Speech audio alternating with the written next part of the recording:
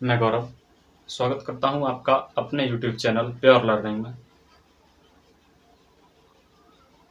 इससे पहले हम लोगों ने पढ़ लिया था इसी बिंदु आवेश के कारण वैद्युत क्षेत्र। बिंदु आवेश के कारण वैद्युत क्षेत्र पढ़ लिया था।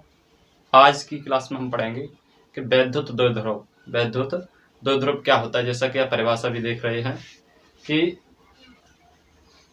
दो परिमाण में समान, किंतु परिमाण में समान मतलब आवेश दोनों बराबर होने चाहिए। अगर 1 कूलम का है तो 1 कूलम का दोनों, और अगर 2 कूलम के हैं तो 2 कूलम के दोनों।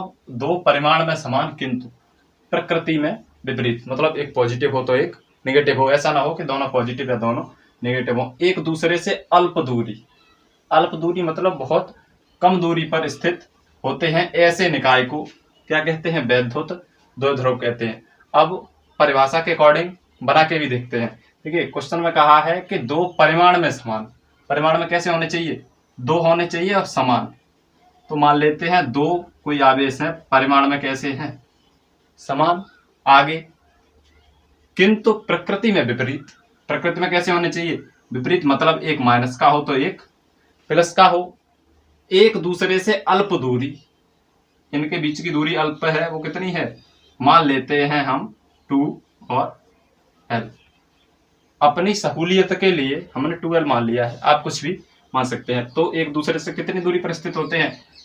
अल्प दूरी पर स्थित होते हैं, ऐसे निकाय को। ये जो बनकर तैयार हुआ वो आपका हुआ वैद्युत द्विध्रुव। आगे, इससे आगे टॉपिक आता है कि वैद्युत द्विध्रुव आघूर्ण।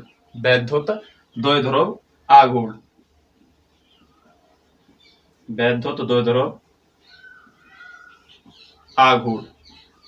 अब वैद्युत द्विध्रुव आघूर्ण क्या होता है?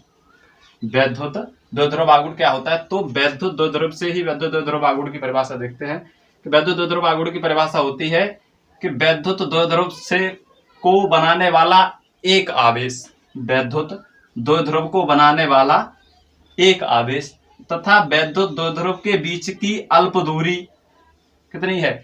2L के गुणनफल को, वैद्युत द्विध्रुव को बनाने वाले आवेश तथा बीच की दूरी के गुणनफल को वैद्युत द्विध्रुव आघूर्ण कहते हैं, जिसे P से डिनोट करते हैं, जिसे P से लिखते हैं। अब इसको अगर और सही से लिखना चाहे तो लिख सकते हैं P = 2QL।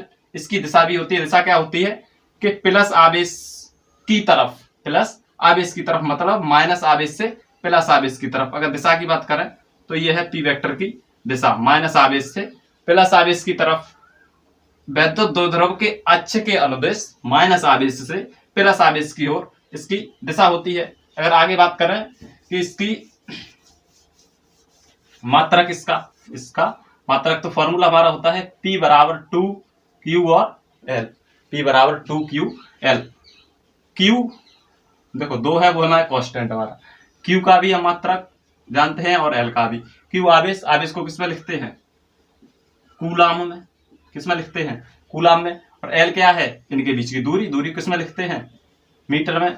तो वैद्युत द्विध्रुव आघूर्ण का मात्रक क्या हुआ? कूलाम और इंटू मीटर। ये मात्रक हुआ वैद्युत द्विध्रुव आघूर्ण का, कूलाम इंटू मीटर। अगर बात करें विमा की, तो कूलाम क्या होता है? आवेश। और Q बराबर फॉर्मूला होता है I। I को बोलते हैं एम्पियर, इसे A से लिखते हैं T टाइम। तो ये तो हो गया Q का, ये Q की विमा, तो यहां लिख देते हैं A T। और इसकी क्या होती है? L। इसकी होती है L। तो ये हो जाएगा L T और A। ये किसकी विमा है? P की विमा। ये किसकी विमा है? P की विमा। याद रखने लायक पॉइंट हमेशा याद रखना कि PTR, पॉइंट टू रिमेंबर। इसकी जो दिशा होती है वो माइनस आवेश से प्लस आवेश की ओर। वैद्युत द्विध्रुव के अक्ष के अनुदिश माइनस आवेश से प्लस आवेश की ओर इसकी दिशा होती है वैद्युत द्विध्रुव आघूर्ण की। ये आपको इसलिए बता रहे हैं कि जब आगे पढ़ेंगे कि वैद्युत द्विध्रुव आघूर्ण के कारण अच्छी स्थिति में वैद्युत क्षेत्र की तीव्रता और निरक्षीय स्थिति में वैद्युत क्षेत्र की तीव्रता, तब आपको जरूरत पड़ेगी कि वैद्युत क्षेत्र को कैसे दिखाएं, किसके अनुदिश है वैद्युत क्षेत्र, तब जरूरत पड़ेगी आपको P की। इसलिए इसे पहले से ही हम बता के चलते हैं। आगे पढ़ेंगे हम कि वैद्युत द्विध्रुव के कारण वैद्युत क्षेत्र की तीव्रता।